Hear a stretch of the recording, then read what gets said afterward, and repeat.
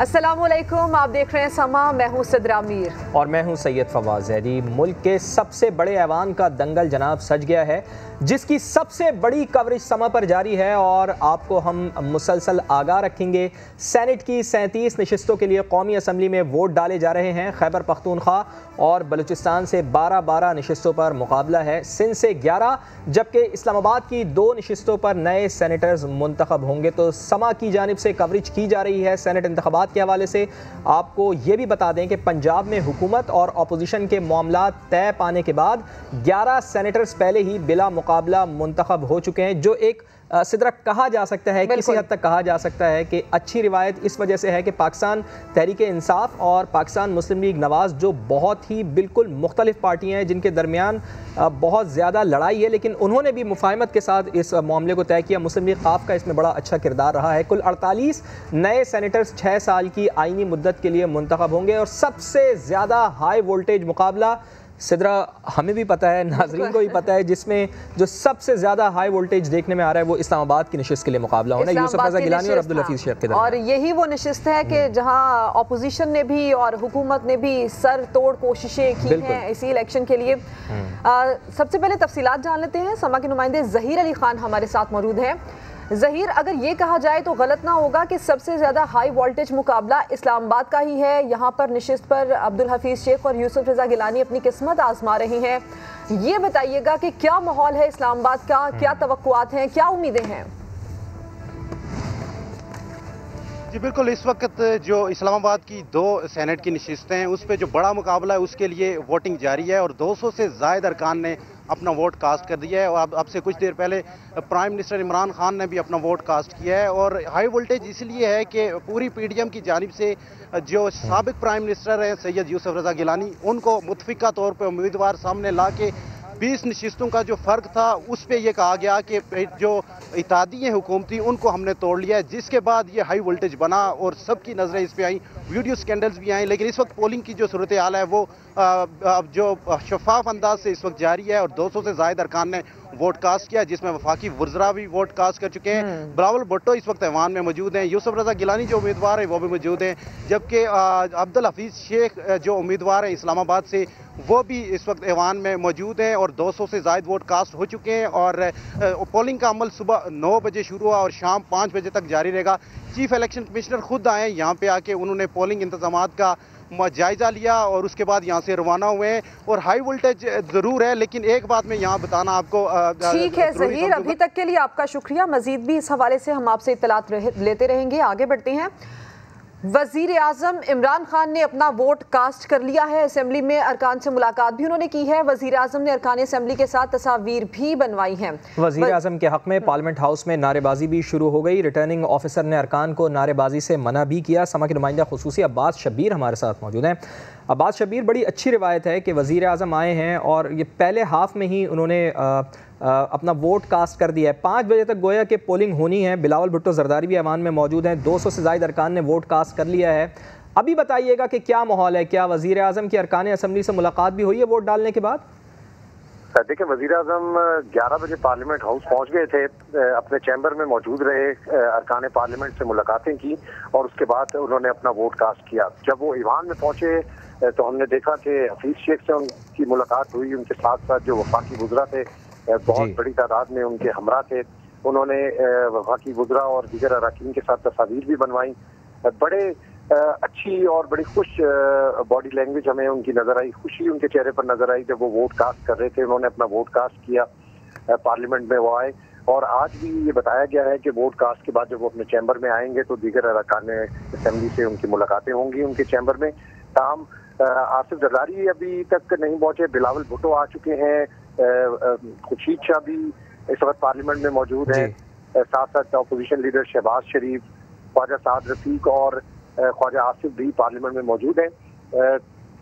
तो ये बताना जरूरी है। सही है। अब्बास शब्बीर, आप हमें आगाह कर रहे थे, वज़ीर आज़म की बॉडी लैंग्वेज भी आप हमें बता रहे थे कि बहुत ज़्यादा पॉजिटिव नज़र आ रही है और ऐसा लग रहा है कि उनको उम्मीद है कि वो आसानी के साथ इस्लामाबाद की ये नशिस्त जिसके ऊपर तगड़ा मुकाबला है वो जीत लेंगे। बहुत शुक्रिया आपका अब्बास, आपसे अपडेट लेते रहेंगे। और आपको ये भी बता दें कि बिलावल भुट्टो को यकीन है कि हुकूमत सेनेट इलेक्शन में हार जाएगी। हुकूमत जा रही है क्योंकि पीटीआई के अपने अरकान उनसे नाला हैं। पीपी चेयरमैन का मजीद ये भी कहना था कि जिन्हें आंख बंद करके जीतना चाहिए था वो आज परेशान हैं। उन्होंने इलेक्शन को मुलतवी और मुखालिफ उम्मीदवार को नाअहल करवाने की कोशिश की। इसी इलेक्शन में आपका मुखालिफ एक रात पहले इलेक्शन को डिले करने की कोशिश करते हैं, आपके कैंडिडेट को डिस्क्वालीफाई करने या विड्रॉ करवाने के कहते हैं। तो इससे आपको पता लगता है कि वो हुकूमत जिसको आंख बंद के ये इलेक्शन जीतना चाहिए था आज परेशान है कि वो हार रही हैं, उनका हुकूमत जा रही है। तो हम समझते हैं कि पाकिस्तान डेमोक्रेटिक मूवमेंट तो कामयाब हो चुके हैं और आज जो भी एक वोट, हर वोट जो हम अपना मेंबर्स स्ट्रेंथ से ज़्यादा लेते हैं, अपना 54 मेंबर से एक वोट जो ज़्यादा भी मिलता है वो भी बोनस है। हमने हुकूमत को, हमने इस कठपुतली हुकूमत को पूरा मुल्क में एक्सपोज कर दिया, कौम को दिखा दिया है बाई इलेक्शंस के थ्रू कि पाकिस्तान डेमोक्रेटिक मूवमेंट अवाम के साथ है और अवाम पाकिस्तान डेमोक्रेटिक मूवमेंट के साथ है, इस कठपुतली हुकूमत के साथ नहीं है।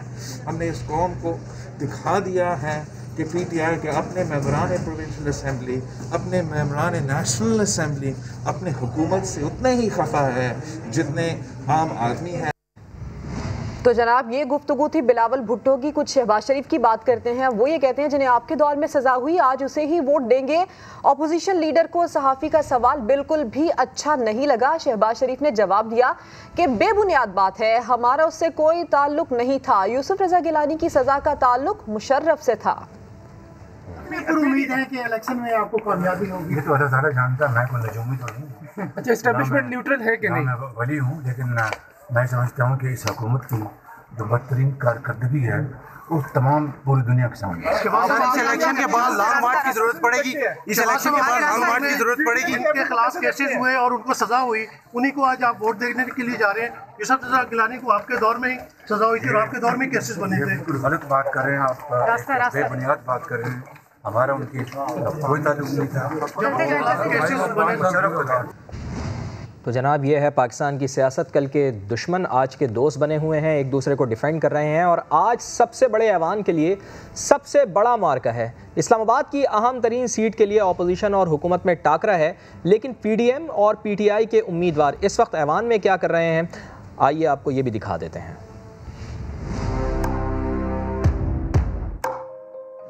वो कि जिनकी वजह से सारी सियासत में हंगामा बपा है, सेनेट इलेक्शन में जिनका शुरू हुआ है। यही हम चाहते थे कि ये सुप्रीमेसी ऑफ पार्लियामेंट होनी चाहिए। जो किसी को हाथ नहीं मिलाते थे आज सबको सलाम भी कर रहे हैं, मिल भी रहे हैं, 50-50 करोड़ के फंड्स भी दे रहे हैं। वो आज मैदान में उतरे तो बाहम शीरो शक्कर नजर आए। हफीज शेख की यूसुफ रजा गिलानी पर नजर पड़ी तो प्रणाम किया, खुशी का इजहार किया। दोनों करीबा दमकते चेहरे और चमकती आंखों के साथ खुशगपियां की। आज कितने पुरुम्मीद हैं आपके वापस ऐवान में आएंगे? चुके हैं।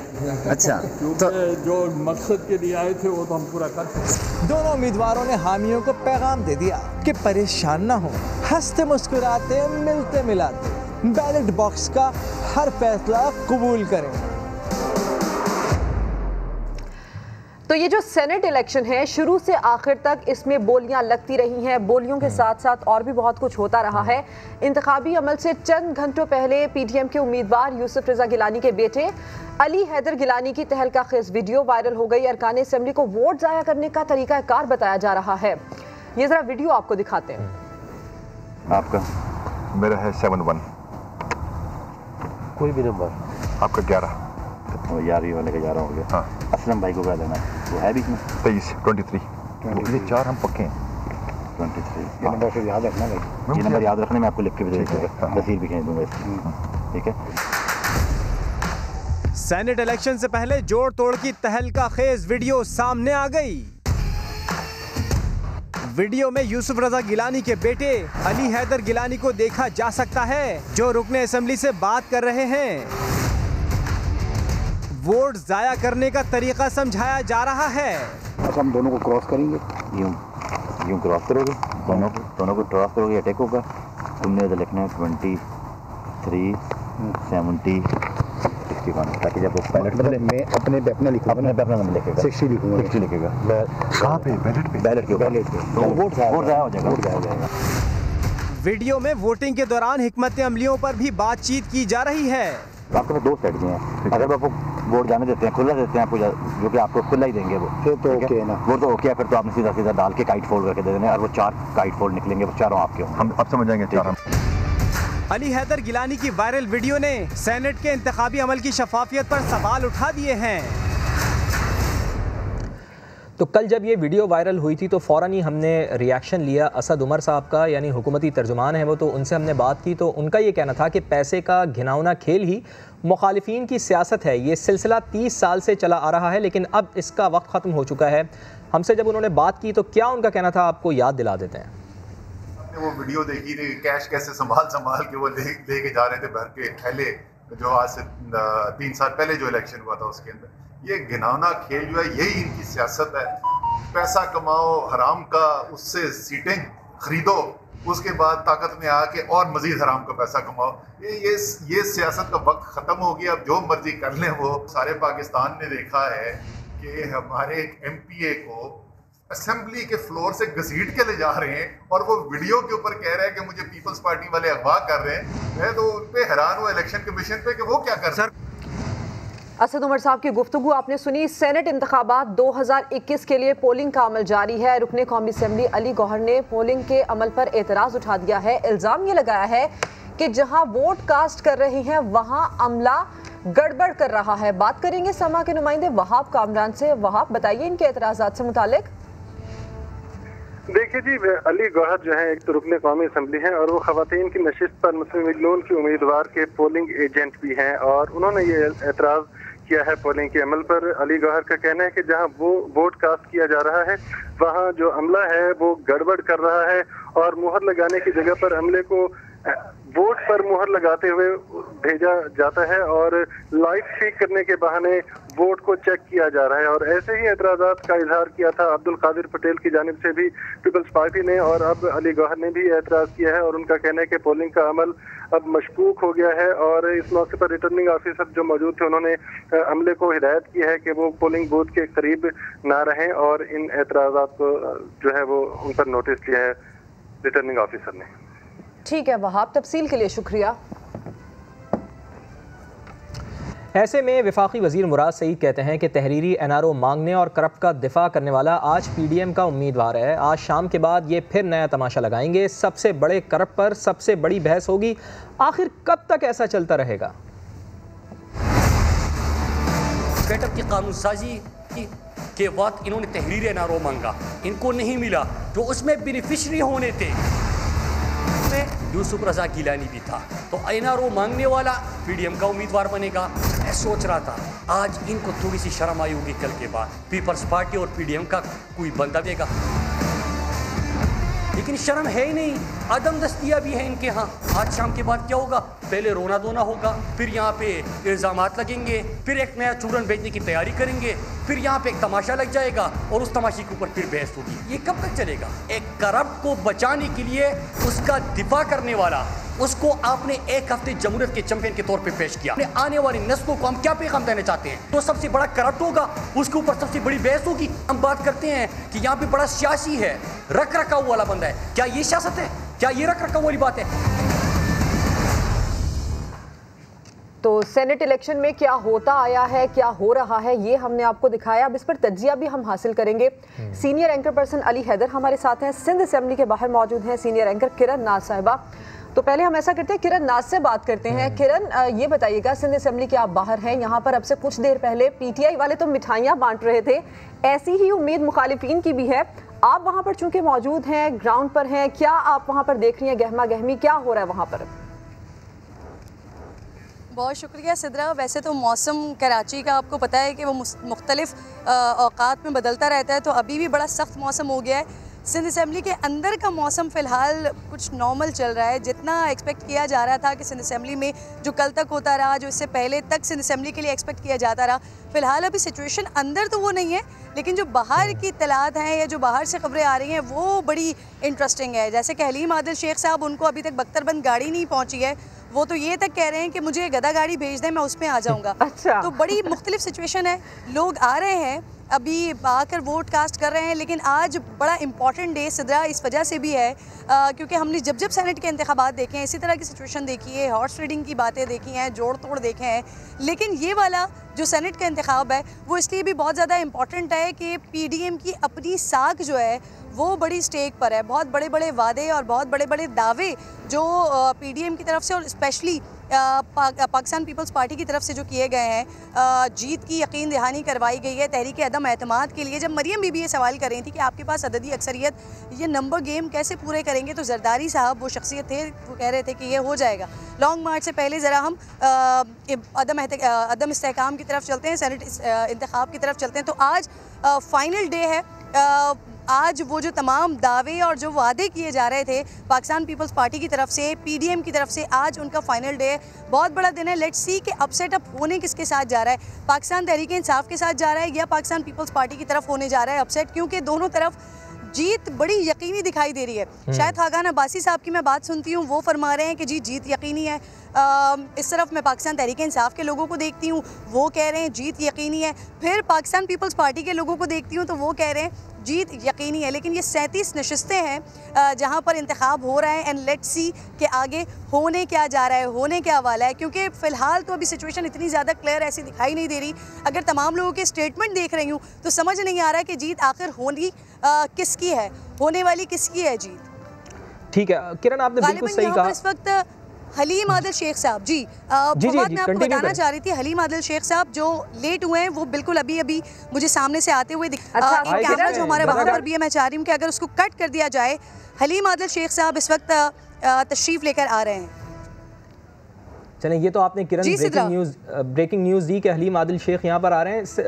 किरण आप हमें बताइएगा कि वो बख्तरबंद में ही आ रहे हैं ना, जिस तरह हम विजुअल्स भी अभी देख रहे हैं, शायद बख्तरबंद में ही आ रहे हैं सदरा। हालांकि उन्होंने कहा था कि मुझे जी बिल्कुल यहाँ पर जिस तरह का पैनिक हुआ है फवाद, क्योंकि मैं सामने मौजूद हूँ, बिल्कुल मुझे एक बख्तरबंद दिखाई दे रही है। बख्तरबंद के पीछे पुलिस मोबाइल मौजूद है जिसमें हलीम आदिल शेख साहब ऑब्वियसली उनको इस बात का बड़ा शिकवा हुआ कि मुझे मेरे आईनी हक से रोका जा रहा है, मुझे आने नहीं दिया जा रहा। और आप देखिए 9 बजे से पोलिंग का वक्त शुरू हुआ है और अब तकरीबन 12 बज गए और अब हलीम आदिल शेख साहब यहाँ आ रहे हैं और यहाँ पर आकर वोट कास्ट करेंगे। ये मंजर नाज़रीन को यकीनन दिखाई दे रहे होंगे इस वक्त। ये बख्तरबंद गाड़ी जो आज ही के दिन, स्पेशली आज ही के दिन खराब हो गई थी, जिसके बारे में इस तरह की बातें की जा रही थी। हलीम आदिल शेख साहब अभी नारे लगा रहे हैं, हाथ हवा में बुलंद करके ये बताने की कोशिश करें कि जी वो पहुंच गए। सही है। ठीक है किरण, साथ ही रहिएगा। और हमें बता रही थी कि हलीम आदिल शेख यहाँ पर अब आ चुके हैं अपना वोट कास्ट करने के लिए। और एक वक्त ऐसा आया था, जिस तरह किरण ने भी हमें बताया, कि हलीम आदिल शेख ये कह रहे थे कि उन्हें बख्तरबंद गाड़ी की ज़रूरत नहीं है भाई, उन्हें किसी तरीके से बस असम्बली पहुँचा दिया जाए, चाहे इसके लिए गधा गाड़ी ही इस्तेमाल क्यों ना की जाए। लेकिन अब कम अज़ कम ये है कि उन्हें असम्बली पहुँचा दिया गया और अब अपना वोट वो यहाँ पर कास्ट करेंगे। Senior anchor person Ali Haider भी हमारे साथ मौजूद हैं। अली हैदर साहब, बहुत शुक्रिया आपके वक्त के लिए भी। क्या मंजरनामा बनता हुआ देख रहे हैं, चूँकि अभी जिस तरह किरण भी बता रही थी, ऑपोजिशन का कैंप है एक तरफ, वो ये दावे कर रहे हैं कि जी हमारी जीत होगी, दूसरी तरफ हुकूमत ये कहती है कि जी हम जीतेंगे। 37 सीटें अली एक तरफ, लेकिन जो एक सीट है इस्लामाबाद की सीट वो एक तरफ है, एक तरफ हफीज़ शेख साहब हैं, दूसरी तरफ यूसुफ रज़ा गिलानी साहब हैं। अभी मैं देख रहा था, काउंटिंग देख रहा था, तो 181 के करीब जो नंबर है वो हुकूमत के पास है, हुकूमत ये दावा कर रही है। और उसके मुकाबले में 162 का नंबर अपोजिशन के पास भी है, तो 19 का डिफरेंस आ रहा है। आप समझते हैं कि ये 19 अरकान को तोड़ पाएगी? जिस तरह जरदारी साहब का तजर्बा रहा है माजी में, वो कामयाब हो पाएंगे या फिर हुकूमत आराम से स्टैंड कर लेगी? देखिए फवाद, मुझे लगता है कि मेरी तो जिंदगी का सबसे अनसर्टन सेनेट इलेक्शन है, क्योंकि इससे पहले सेनेट इलेक्शंस का आपको पता होता था, जितनी वो कहते हैं ना कि हिस्सा बराए जुस्सा उसको मिल जाया करता था। लेकिन ये इतना अनसर्टन और इतना गैर यकीनी सूरत हाल है इस वक्त, उसकी वजह सिर्फ ये है कि दोनों साइड्स बहुत कॉन्फिडेंट है। मैं तो आज वज़ीर आज़म साहब की जो बॉडी लैंग्वेज है, इस पे पिछले दिनों की तबसरे हो रहे थे कि जनाब वो परेशान नजर आ रहे हैं, वो वरीड है, वो सोच रहे हैं क्या होगा, उनको खुद भी पता नहीं है कि क्या होने जा रहा है। लेकिन आज जिस तरह से वो असेंबली में एंटर हुए, जिस तरह से उन्होंने वोट कास्ट किया मदद के साथ, उनकी जो बॉडी लैंग्वेज थी वो। अच्छा Ali, sorry to cut you, इस वक्त किरण नाज हलीम आदिल शेख साहब से गुफ्तगू करने की कोशिश कर रही है, तो हम अपने नाज़रीन को ये मनाज़र दिखा भी रहे हैं जिस तरह से हलीम आदिल शेख साहब आ भी रहे हैं यहाँ पर वोट कास्ट करने के लिए। और किरण नाज चूँकि वहाँ पर कवरेज के लिए मौजूद हैं तो वो उनसे गुफ्तगू करना चाहती हैं। जो गुफ्तगू होगी वो भी अपने नाज़रीन को हम सुनवाने की कोशिश करेंगे। जी हाँ। बहरहाल ये वही सिंध असेंबली है जहाँ पर हमने कल भी इतनी गहमा गहमी देखी और आज भी ऐसी ही गहमा गहमी के मनाजिर हम देख रहे हैं। तो सिंध असेंबली जहाँ पर किरण ये बता रही थी कि अंदर का माहौल तो गर्म है ही, बाहर भी बहुत गर्मी है। तो यहाँ पर अब ये देखना बाकी है कि अब जिस तरह से हलीम आदिल शेख साहब आ रहे हैं, वोट कास्ट करते हैं और ये अंदर जाते हैं, तो अल्लाह करे खैरियत से सब हो जाए। जी हाँ, बिल्कुल। जिस तरह से हलीम आदिल शेख साहब की बॉडी लैंग्वेज लग रही है, चूँकि वो थोड़ा सा बीमार भी हैं, सेंट्रल जेल में भी हैं, इसी वजह से अब देखना यह है कि जिस तरह से उनकी बॉडी लैंग्वेज, बज़ाहिर उनके जो चेहरे की मुस्कुराहट है, चेहरे की मुस्कुराहट से तो काफ़ी चीज़ें आया हो रही हैं, लग ऐसा रहा है कि शायद वो कामयाबी हासिल कर लें। लेकिन चूँकि सिंध का निज़ाम बिल्कुल अलग है, सेनेटर्स यहाँ पर मुंतखब होने हैं, हिस्सा बक़दर जुस्सा, जिस तरह अली भी बात कर रहे थे, माजी में हमने ये देखने में आया कि उस तरह से इंतखाबात होते रहे हैं। पंजाब में भी इस तरह से देखने में आया और इस दफ़ा पंजाब में तो देखने में आया, लेकिन किसी किस्म का कोई भी यहाँ पर पाकिस्तान पीपल्स पार्टी और पाकिस्तान तहरीक इंसाफ में कोई ताउन नहीं हो सका। अगर सिंध की हद तक बात की जाए तो यहाँ पर देखना ये होगा कि पाकिस्तान तहरीक इंसाफ कितने सेनेटर्स निकाल पाती है। चूँकि पाकिस्तान पीपल्स पार्टी तो यही कह रही है कि 9 के करीब वो सेनेटर्स निकाल लेगी। दुखा हो, मैं उस सब से आपके लिए माजरत चाहता हूँ। मैं अल्हम्दुलिल्लाह मैं खुद एक 65% साफ़ी हूँ, लेकिन मैं समझता हूँ कि कल ज़रा माहौल गर्म था, हम अफसरदा थे और मैं घर से नहीं आ रहा था, मैं अस्पताल से जेल से आ रहा था। तो इसके लिए आप दोस्तों से भी मैं हो तो मैं आपसे माजरत खाऊँ उसके लिए। बिस्मिल्लाहिर्रहमानिर्रहीम। मेरा ख्याल है कि मैं पहले बात कर लूँ फिर इंशाल्लाह। मैं कहना चाहता हूँ कि आज इंशाल्लाह नस्रुम मिनल्लाह व फतहुन करीब, इंशाल्लाह। आज देख लिया कि वो पार्टी जो कि भुट्टो साहब की पार्टी थी, अपने आप को क्लेम करती थी कि हम एक सियासी पार्टी हैं, नज़रियाती पार्टी हैं। सिंध में कल से जिस तरीके से कुछ वीडियोस लीक हुई, जिस तरीके से MPs को इधर उठाकर लाया गया और जो धींगा मुश्ती कल ईवान के अंदर हुई, मैं समझना चाहता हूँ आज जुल्फ़िकार अली भुट्टो और शहीद बेनज़ीर भुट्टो की रूह भी तड़प रही होगी कि मैंने ये पार्टी तो ना छोड़ी थी। पीपल्स पार्टी की सियासी इक़्तिदार थी। पीपल्स पार्टी ने, जो मैं कहता हूँ हम सिंधियों का, हम सिंध के 6 करोड़ लोगों का सर इन्होंने शर्म से झुका दिया कि जब हमने देखा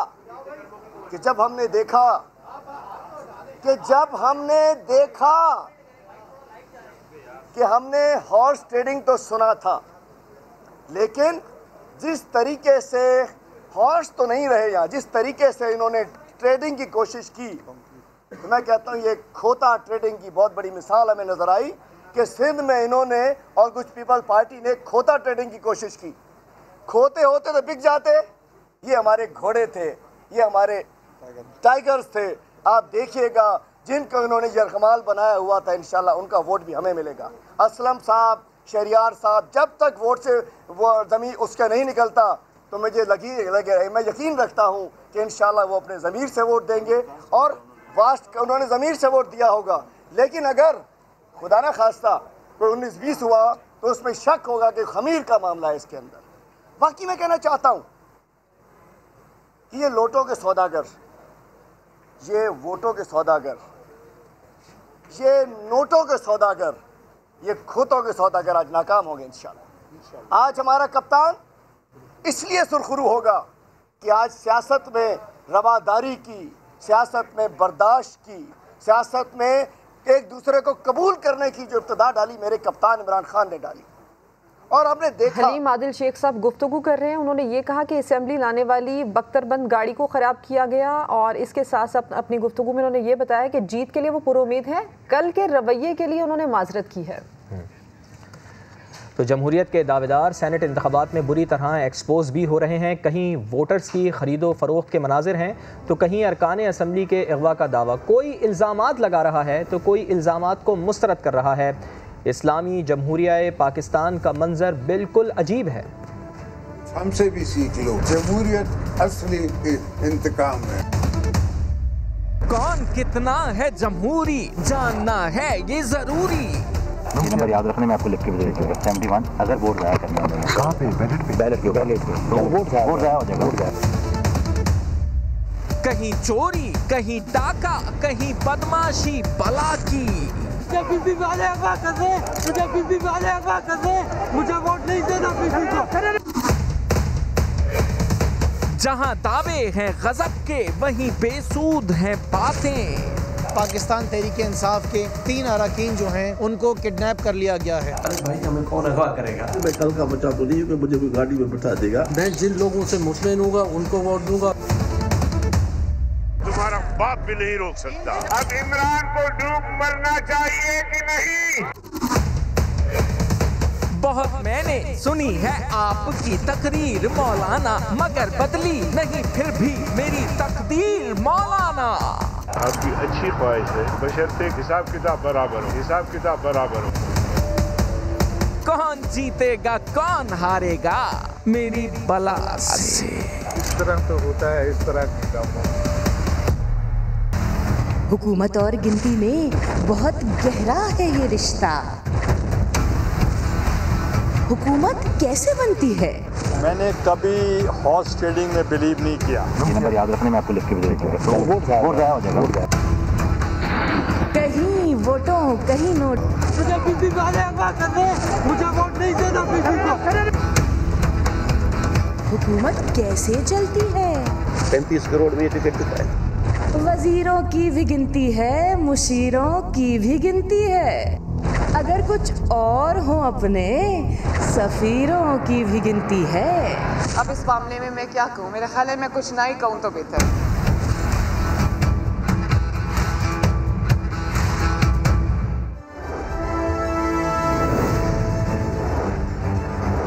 welcome back once again. Fawad, कल आपने एक वीडियो देखी थी करीम बख्श गबोल जो कि पीटीआई के रुकन हैं, वो कल जब असेंबली के बाहर थे तो वो किस तरह से कह रहे थे कि उनको पीपल्स पार्टी वाले अगवा कर रहे हैं, बड़े गुस्से में थे। लेकिन आज उनका एक अलग ही अंदाज नजर आया। वो आज पीटीआई अरकान के साथ थे, विक्ट्री का निशान बना रहे थे, या यूँ कह लें कि करीम बख्श गबोल साहब ये भी वो एक आपने वीडियो देखी थी ना, मशहूर मारूफ पार्टी हो रही है, पार्टी हो रही है, आज वो कर रहे थे। अपने नाज़रीन को दिखाते जरा। ये मैं हूँ, ये एमपीएस हैं और ये करीम भाई है। ये मैं हूँ, ये एमपीएस हैं और ये करीम भाई है। चलें जी, करीम बख्श गबोल तो यहाँ पर पाकिस्तान तहरीक इंसाफ के एमपीएस के साथ हैं, तो इसका मतलब तो ये तय है कि करीम बख्श गबोल ने तो कम से कम पाकिस्तान तहरीक इंसाफ को वोट दिया है। चूँकि पाकिस्तान पीपल्स पार्टी की जानिब से उनके ऊपर बड़ा प्रेशर था, उन्होंने बाकायदा असम्बली के फ्लोर पर कहा है कि उन्हें प्रेशर है पाकिस्तान पीपल्स पार्टी की जानिब से और उनको कहा जा रहा है कि वो पाकिस्तान पीपल्स पार्टी को वोट दें, लेकिन मैं पाकिस्तान पीपल्स पार्टी को वोट नहीं दूंगा। करीम बख्श गबोल ने यह साबित कर दिया है, चूँकि उनका यहाँ पर होना पाकिस्तान तहरीक इंसाफ के एमपीएस के साथ होना ये जाहिर कर रहा है कि उन्होंने पार्टी को ही वोट दिया है, पार्टी की लाइन पर चले। अगवा से पार्टी तक ये बहुत सारे सवालात भी खड़े हो गए, क्योंकि वो पहले पीटीआई की तरफ से भी मुतमईन नहीं थे। आपको याद होगा अगवा से एक दिन पहले वाली जो वीडियो थी उसमें वो कह रहे थे ज़मीर की आवाज़ सुनूंगा, मैं पीटीआई को भी वोट नहीं दूंगा। शायद उनकी ज़मीर की आवाज़ यही हो कि जो आज उन्होंने अपना वोट पाकिस्तान तहरीक इंसाफ को दिया, यही शायद उनकी ज़मीर की आवाज़ हो। बहरहाल हमारे नुमाइंदगान भी मुख्तलिफ असम्बलियों से हमें आगाह करेंगे। हमारे नुमाइंदे बलूचिस्तान असम्बली से मुजीबुल्लाह हमारे साथ हैं, केपी असम्बली से अब्दुर्रहमान हमारे साथ मौजूद हैं। तो केपी असम्बली पहले चलते हैं, वहाँ पर ज़रा माहौल पूछ लेते हैं अब्दुर्रहमान से। अब्दुर्रहमान, बताइएगा क्या माहौल है यहाँ पर, कितने अरकान ने अपना वोट कास्ट कर लिया है?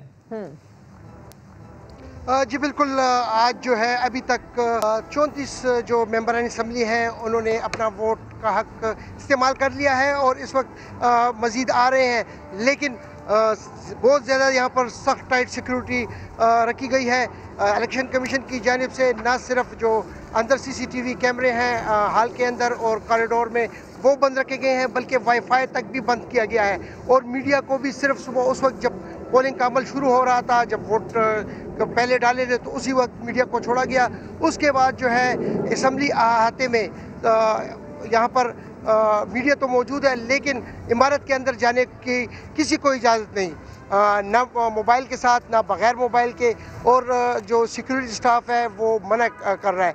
लेकिन दूसरी तरफ हम देख रहे हैं कि अब भी जो है इस वक्त पीटीआई के अरकान आ रहे हैं। अब्दुल सलाम कल इंकशाफ किया था कि उन्हें ऑफ़र हुई थी, उनसे हमारी बात हुई तो वो अब भी अपने मौक़िफ़ पे कायम है और कह रहे हैं कि जो अहमद कुंडिया हैं पीपल्स पार्टी के, वो एजेंट के ज़रिए जो है उन्होंने मुझसे रब्ता कायम किया और 10 करोड़ तक उनकी जो है पेशकश गई।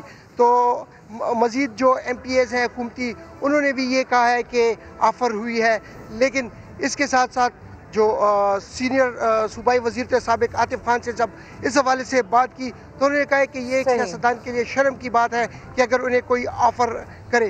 तो ये सूरत हाल है यहाँ पर इस वक्त खैबर पख्तूनख्वा असम्बली में। अब्दुर्रहमान, सूरत हाल से आप आगाह करें अपने नाजरीन को। ये भी हम बताएं कि KPK और बलोचिस्तान ये वो नशिस्तें हैं जहाँ से 12 सेनेटर्स मुंतखब होंगे और जिनमें से 7 उमूमी, 2 खवातीन, 2 टेक्नोक्रेट्स और 1 अक़लियती रुकन शामिल होगा। बलोचिस्तान की हम बात करें तो मुजीबुल्लाह की जानिब हम चलते हैं। मुजीबुल्लाह, ये बताइएगा कि कितने फ़ीसद हम ये समझे, चूँकि अब 1 बजने वाला है, वोटिंग मुकम्मल हो चुकी है, ये मरहला किस तरह से जारी है? जो वोट कास्ट करने का जो सिलसिला है वो काफ़ी सुस्त रवि का शिकार है। अब 1 बजने को है और अब तक बलूचिस्तान असम्बली के 65 में से सिर्फ 20 अरकान असम्बली ने जो है वो अपना हक राय दही इस्तेमाल कर लिया है। वज़ीर आला बलूचिस्तान जाम कमाल खान भी जो है वो असम्बली के अंदर पहुंच चुके हैं, ताहम अब तक वो अपना वोट कास्ट नहीं कर सके। सेनेट से बलूचिस्तान की जो 12 नशिस्तें हैं, जिसमें 7 जर्नल, 2 टेक्नोक्रेट, 2 खवातीन और 1 अक़लियत की नशिस्त है, जिसमें मजमूई तौर पर 28 उम्मीदवार मद्दे मुकाबल है। जनरल नशिस्तों जो 7 जनरल नशिस्त है उसके लिए 13 उम्मीदवार मद्दे मुकाबल हैं, जिसमें अपोजिशन और हुकूमती जमात के उम्मीदवार शामिल हैं। जबकि टेक्नोक्रेट की जो 2 नशिस्तें हैं उस पर 4 उम्मीदवार, खवातीन की 2 नशिस्त पर 7 उम्मीदवार मद्दे मुकाबल होंगे, जबकि 1 जो अक़लियत की नशिस्त है उस पर 4 उम्मीदवार मद्दे मुकाबले होंगे। तो सूरत हाल जो है वो कुछ अजीब सी हो गई है जब बलूचिस्तान जो हुकूमती हिमायत याफ्ता जो रुकने हैं उन्होंने जो है वो सैयद एहसान शाह जो कि बलूचिस्तान नेशनल पार्टी अवामी से जिनका ताल्लुक है, उनकी अहलिया जो कि आज़ाद उम्मीदवार की हैसियत से इलेक्शन में हिस्सा ले रही है, उन्होंने बलूचिस्तान जो है वो BNP में शमूलियत इख्तियार कर ली। BNP मैगल में जो कि अपोजिशन की हिमायत याफ्ता है, तो सैयद एहसान शाह का वोट भी जो है ना वो अपोजिशन की जानिब जा सकता है। इस वजह से नंबर गेम जो है ना वो काफ़ी डिस्टर्ब हो सकती है और नंबर गेम काफ़ी डिस्टर्ब हो सकता है। मुजीबुल्लाह, आप अपनी नज़र रखिएगा और आपसे हम अपडेट लेते रहेंगे। अब्दुर्रहमान, आप भी नज़र रखिएगा। KP असम्बली से आपसे भी हम अपडेट लेते रहेंगे। बहुत बहुत शुक्रिया आप दोनों का। और अपने पैनल की तरफ वापस आते हैं। अली हैदर हमारे साथ मौजूद हैं और इसमें स्टूडियो में हमें ज्वाइन कर चुके हैं साजिद अहमद साहब, मुत्तहिदा कौमी मूवमेंट के साबिक़ MNA। बहुत शुक्रिया साजिद भाई, आपने हमारे लिए वक्त निकाला। अब MQM एक ज़माने में हमें याद है कि किंग मेकर की हैसियत इख्तियार कर ली थी और इस दफ़ा भी हमने ये देखा कि पाकिस्तान पीपल्स पार्टी ने भी आपको अप्रोच किया, हुकूमत ने भी आपको अप्रोच किया, लेकिन आपने साथ दिया हुकूमत का। आखिर इसकी वजह क्या है? आपने पाकिस्तान पीपल्स पार्टी को क्यों रिफ्यूज़ किया? क्योंकि पाकिस्तान पीपल्स पार्टी ने तो बड़े सुहाने ख्वाब आपको दिखाए, जिस तरह से पैसा चल रहा है, तो पाकिस्तान पीपल्स पार्टी को रिफ्यूज़ करने की वजह क्या थी? आप तो उनके साथ बड़े कंफर्टेबल होने चाहिए, क्योंकि 2008 से 2013 तक आप उनके साथ कोलिशन गवर्नमेंट में मौजूद थे। हुकूमत के साथ आप क्यों खड़े हैं आज? बिस्मिल्लाहिर्रहमानिर्रहीम, अस्सलाम वालेकुम।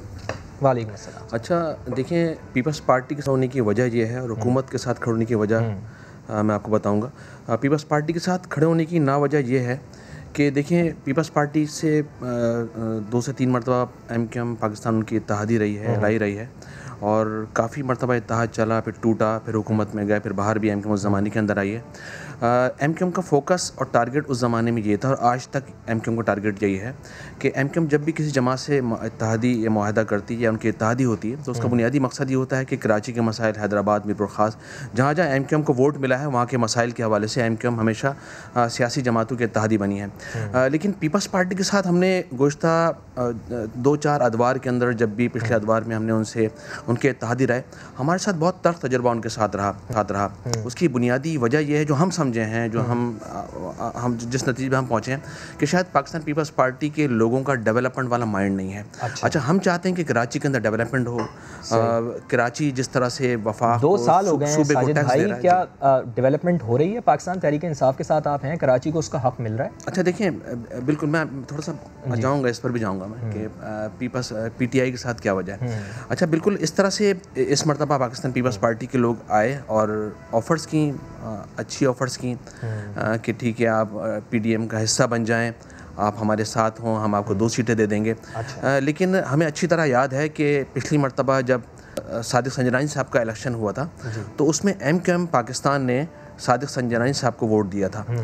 लेकिन उनके जो डिप्टी चेयरमैन थे सलीम मांडीवाला, उनको MQM ने वोट नहीं दिया था। ठीक है। और बाकायदा तौर पर उसूली तौर पर नहीं दिया था, इस वजह से कि पाकिस्तान पीपल्स पार्टी से हमारा उसूली इख्तलाफ ये है कि पाकिस्तान पीपल्स पार्टी के हम बार बार इत्तेहाद राय गुज़श्ता अदवार के अंदर जो बल्दियाती गवर्नमेंट हमारी गई है उसको पावरलेस उन्होंने रखा, हाथ पाँव बांध के रखा। 28वीं तरमीम के बाद तमाम इख्तियार पाकिस्तान पीपल्स पार्टी के पास थे, वफाक से फ़ंड डायरेक्ट सूबों को मिल रहा था। लेकिन पाकिस्तान पीपल्स पार्टी ने उसके बावजूद वो फंडिंग NFC अवार्ड की मद में फंडिंग नहीं की, जबकि NFC अवार्ड जब कौमी असम्बली से पास हुआ था, तरमीम आई थी, पास हुआ था, तो उस वक्त MQM ने इसको सपोर्ट किया था 28वीं तरमीम को। उसकी बुनियादी वजह ये थी कि MQM चाहती थी कि छोटे सूबों को इख्तियारात मिलें, छोटे सूबों में बहुत ज़्यादा मसाइल हैं। साजिद साहब, यानी पाकिस्तान पीपल्स पार्टी वादे कर लेती है लेकिन फिर जब टाइम गुजर जाता है तो वादे वफा नहीं होते, ऐसा ही है? बिल्कुल ऐसा ही। अच्छा, आपने फिर PTI के हवाले से बात की। देखिए, अभी PTI पाकिस्तान तहरीक इंसाफ को आए हुए मेरे ख्याल में 2.5 साल, पौने 3 साल हो चुके हैं। अच्छा, इस दौरान यकीनन हमने 9 नुकात उनके आगे रखे थे, उनमें से अक्सरियत उसमें से उस पर इम्प्लीमेंट नहीं कर सके हैं तमाम के तमाम वादों पर, पॉइंट्स पर। अच्छा, उसकी बुनियादी वजह भी 18वीं तरमीम है, क्योंकि 18वीं तरमीम के बाद वफाक के भी हाथों बन जाते हैं, क्योंकि पावर प्रोविंस हो जाते हैं। आप हमारे साथ स्टूडियो में ही हैं, ये डीप डिस्कशन हम फिर भी इस पे करेंगे। अपने नाजरीन को थोड़ी सी अपडेट भी दे दें। सिंध असेंबली में अब तक 80 वोट कास्ट हो चुके हैं। कौमी असेंबली की अगर बात करें तो 250 अराकीन अब तक वोट कास्ट कर चुके हैं। जी हाँ, और कराची से ये अपडेट है जहां तहरीक इंसाफ के अराकीन करीम बख्श गबोल को सिंध असेंबली लेकर आए, मगर कास्ट करने से पहले मीडिया से बात करने से रोक दिया है। समा के नुमाइंदे संजय साधवानी हमारे साथ मौजूद हैं। संजय, क्या वजह है, क्यों मीडिया टॉक नहीं करवाई जा रही करीम बख्श गबोल की?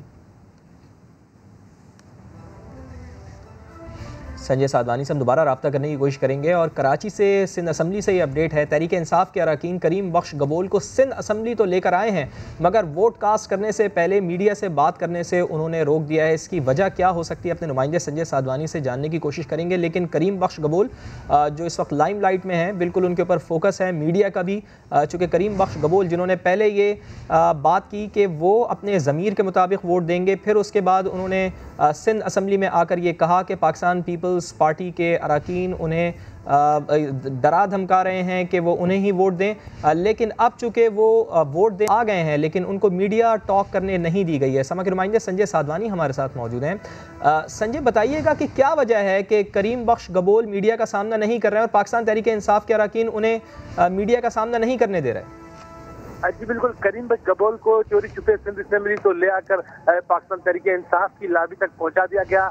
अपोजिशन के अरकान की लाबी में इस वक्त करीम बख्श गबोल बैठे हुए हैं। उनके पास हमने रसाई हासिल की, हम उनके पास पहुंच गए और जब करीम बख्श के साथ बैठ के मैंने लाइव करने की कोशिश की, उनसे बात करने की कोशिश की, तो पाकिस्तान तहरीक इंसाफ के अरकान ने मुझे रोक दिया, जिसमें खुर्रम शेरजमा, सिद्रा इमरान समेत दीगर पाकिस्तान तहरीक इंसाफ के MPs शामिल हैं। उन्होंने कहा कि आप इस तरह बात नहीं कर सकते, हम करीम बख्श गबोल को इस तरह बात करने नहीं देंगे। मैंने उनसे दरख्वास्त की कि आप करीम बख्श गबोल का मौक़िफ़ जानने दें, वो क्या कहना चाहते हैं, क्योंकि उनकी 2 वीडियोस आई हैं। एक वीडियो जो आपने रिकॉर्ड करके हमें भेजी, दूसरी वीडियो करीम बख्श खुद ने अपने ग्रुप में पार्लियामेंटेरियन में डाली। तो हम इनका मौक़िफ़ जानना चाहते हैं कि ये किस जमात को वोट देना चाहते हैं, क्या दबाव में है, किस तरह के दबाव में है, किस किस्म का दबाव है। लेकिन हमें ये कहा गया कि इस वक्त करीम बख्श गबोल बात नहीं करेंगे, हमें क़यादत का हुक्म है कि वो पहले वोट कास्ट करेंगे, वोट कास्ट करने के बाद हम मीडिया के सामने करीम बख्श गबोल को ले आएंगे। वोट कास्ट करने दे पहले, फिर उसके बाद करीम बख्श गबोल मीडिया से गुफ्तगू भी करेंगे। संजय साधवानी, बहुत शुक्रिया, आप हमें आगाह कर रहे थे।